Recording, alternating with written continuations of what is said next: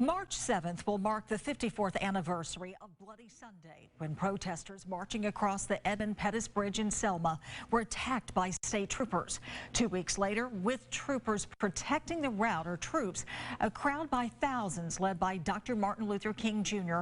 marched across the bridge and onto Montgomery in search of equal rights.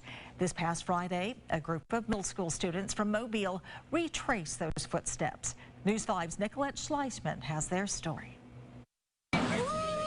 54 years ago, Dr. Martin Luther King Jr. was invited by Frederick Reese to Selma, Alabama, to lead the voting rights movement. Reese, one of Selma's Courageous 8 group, was in the front row as they walked across the Edmund Pettus Bridge. Half a century later, his children and grandchildren were joined by a group of students from Clark Shaw Magnet School in Mobile to make the walk over the bridge once more. It changed a lot.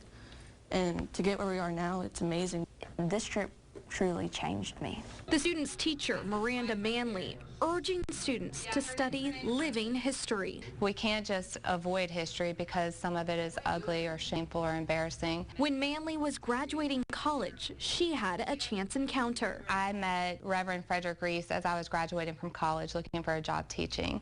And he was retiring from his education career, and he briefly just explained to me that he had participated in the March on Selma.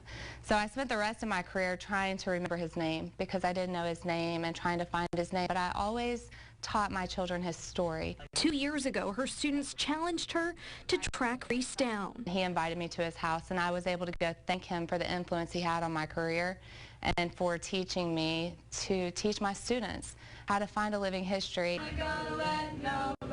Bridging the gap between generations.